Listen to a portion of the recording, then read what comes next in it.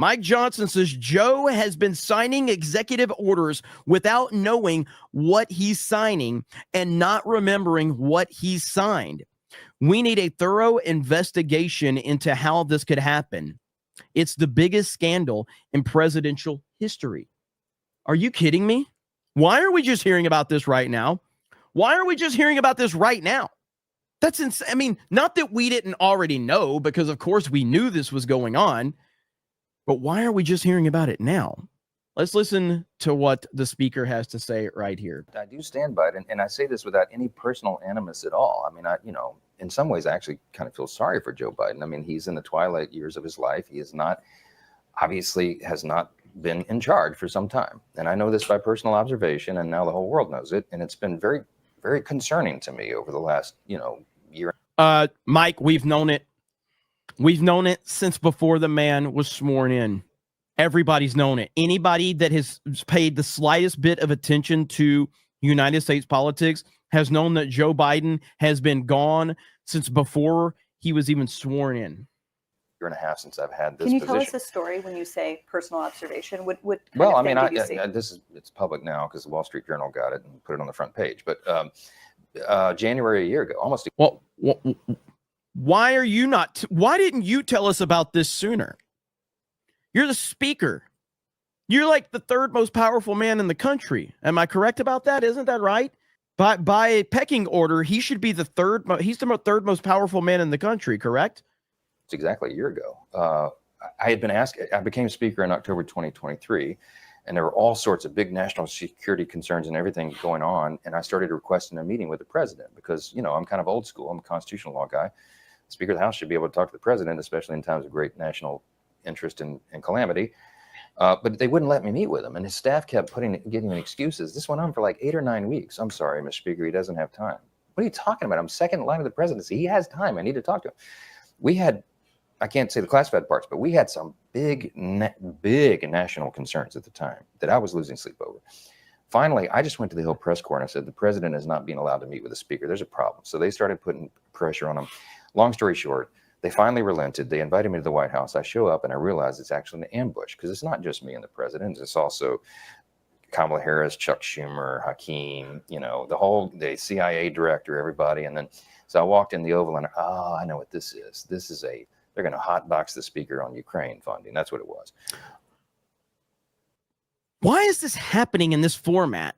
I don't understand any of this. Why didn't he call a fucking press conference and speak directly to the American people about this? This doesn't make sense to me. None of this feels right to me. I don't know. None of this is lining up for me. This is probably third week of January. We sit down, we're in the midst of it, and the whole conversation, and I'm going, we don't need to have this conversation. The president reaches over just like this. We're sitting right next to the fireplace in the Oval, and he grabs my arm and he says, the speaker and I just need a couple minutes together. Would y'all just leave us alone? And I looked up on the faces of some of the staff standing around the wall, and they're like, oh, no, he did it. So he called it. He's the commander-in-chief. So everybody leaves, and he and I are standing awkwardly in the middle of the Oval Office right over the rug by that coffee table. And I said, Mr. President, thanks for the moments. This is very important. I got some big national security things I need to talk to you about that I've heard, and I think and what do we do? But first, real quickly, Mr. President, can I ask you a question? I cannot answer this from my constituents in Louisiana. Sir, why did you pause LNG exports to Europe? Like, I don't understand, liquefied natural gas is in great demand by our allies. Why would you do that? Because you understand, we just talked about Ukraine. You understand you're fueling Vladimir Putin's war machine because they got to get their gas from him, And he looks at me stunned with this, and he said, I didn't do that. And I said, Mr. President, yes, you did. It was an executive order 3 weeks ago. And he goes, no, I didn't do that. And he's arguing with me. I said, Mr. President, respectfully, could I go out here and ask your secretary to print it out? We'll read it together. You definitely did that. And he goes, oh, you talk about natural gas. What the fuck is happening right now? Mike Johnson should have called this out a long time ago.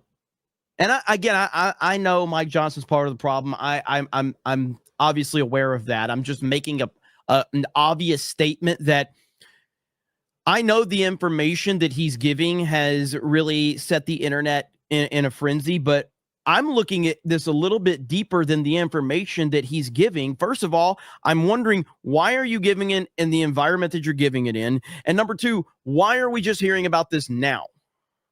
That's the way I'm looking at this. Yes, sir. He said, no, you misunderstand. He said, what I did is I signed this thing we're gonna conduct a study on the effects of LNG. I said, no, you're not, sir. You paused it. I know. I have the export terminals in my state. I talked to those people this morning. This is doing massive damage to our economy, national security. It occurred to me, Barry, he was not lying to me. He genuinely did not know what he had signed. And I walked out of that meeting with fear and loathing because I thought, we're in serious trouble. Who is running the country? Like, I don't know who put the paper in front of him, but he didn't know. So why wouldn't you, at that point in time, why wouldn't you impeach him on this? You could go public with this. Like, I don't know. The whole thing just feels very strange to me. The timing, the setting, and the fact that this guy didn't say anything about this. That's the bigger, to me, that's the bigger story, because you're not breaking any news to anyone that Joe Biden has been gone, and he's been gone for a long time. But the fact that you had a direct interaction, you as the third most powerful man in the United States government, you had a direct interaction with the commander-in-chief in private that confirmed all of your suspicions, and you didn't do anything with that, that's a problem. That's a huge problem. That interview is more damaging to Mike Johnson than it is Joe Biden. That's what people should be focusing on right now. Crazy, man. Absolutely insane.